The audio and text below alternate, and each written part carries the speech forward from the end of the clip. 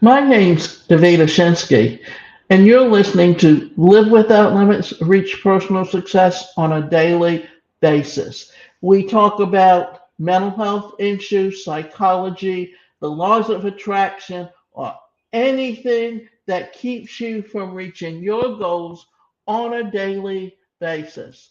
And today's presentation is titled Sympathy versus Empathy. What's the difference? I truly believe that we need more empathy in the world.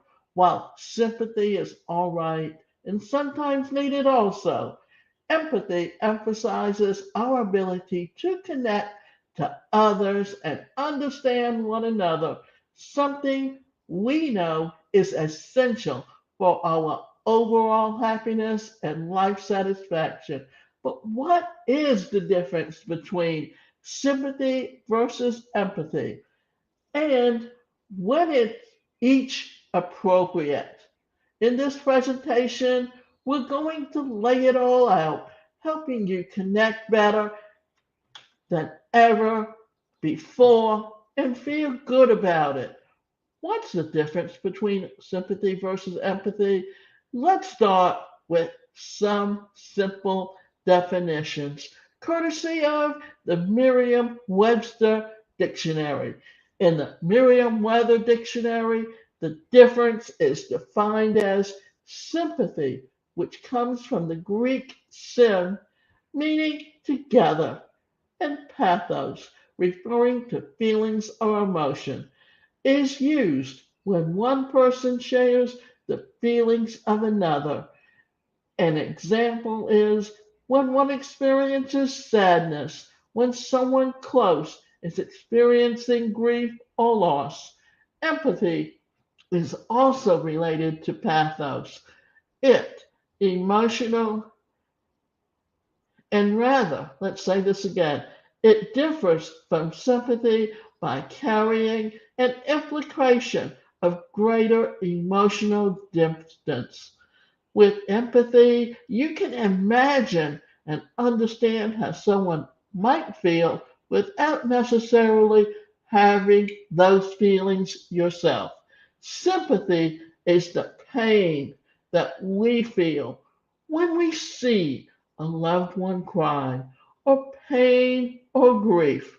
Empathy is the connection that we feel when we can understand why someone might feel a certain way, but we don't necessarily have the same feelings. Empathy can create bridges. Meanwhile, sympathy allows for the sharing of emotions, yet many of us tend to use these two words interchangeably. However, the truth is that they are very clearly different. Some even go as far as to describe sympathy as a form of relief that we aren't in the other person's situation. So, which is better? Well, this may depend on the situation. So, what is better, sympathy or empathy? Empathy offers a safe space for someone to feel their emotions and own them. When we feel empathetic, we provide a shoulder to lean on and an ear to listen without an overflow of judgment or solutions. This is why leading the way with empathy can prove to the best. Meanwhile, sympathy often means jumping into a problem solving state, which may minimize the person's feelings and problems. This can create a gap between us and them rather than bring us closer. In most cases, when friends and family, empathy is best since we want to create a closeness and understanding. When it comes to wide scale events, sympathy might be a more likely go to, as it's much more difficult to imagine and understand, but easier to feel the other person's pain and offer pity. Ideally, we could probably all use a little more empathy in our lives. So, how do we do this? How to foster more empathy? Luckily, if you struggle with empathy or wonder how to respond when someone close to you is upset, you can build this muscle.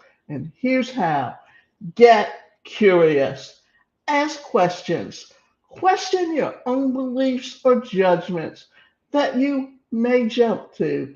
Are there other things that you aren't understanding?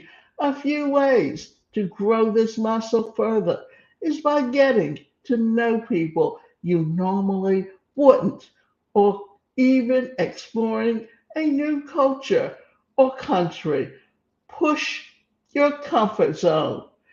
Learning or experiencing new things can help us foster understanding for others. We can understand what it's like to be a beginner or how helpless we may be sometimes, while allowing it to humble us and calm any arrogance. Ask for feedback. This can be from friends, colleagues, or family, and it must involve actively listening. No interruptions, just facing what they have to say. Ask where you can improve in terms of your relationship skills and where you might be lacking. This can be very confrontational, but also very helpful. Acknowledge your biases. We all have them. And these biases lead to quick judgments of others, dwindling our empathetic response, identifying your own personal biases and how they may lead you to judge or form quick opinions can help you step over them and recognize the similarities in certain situations as opposed to differences. Learn to communicate well. Unfortunately, this isn't something that often is taught in schools. And if you have a turbulent childhood, this could be even more difficult or not noticeable to you. Practice the following respectful communication. Actively listen. This means listening to understand, not react. Be open to new ideas. Avoid interrupting. This isn't actively listening and also communicates to the other person that you don't care what they have to say. Apologize when you're wrong. Admitting our faults can actually be our biggest strength. Ask thoughtful questions when you don't understand. Sometimes we just need to probe further to foster understanding. This also shows the other person you care. Read and expose yourself to a variety of information. You know what they say. There's never one side to a story. Usually, both sides have their reasons, which, when we understand them, actually make sense. Consider this. Next time you're researching a particular topic or angle, try researching the complete opposite of this. This will offer you the whole picture. The same can be done when examining two different people's versions of one event. Volunteer. Do this in a different community amongst different cultures. Get to know others from different backgrounds from yourself.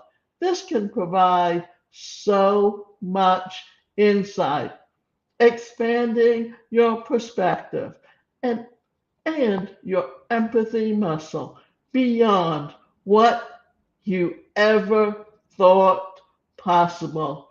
Use empathy to connect. It's one of the most powerful ways to do so and nurture close connections. Try flexing your empathy muscle next time a conversation takes an unexpected turn.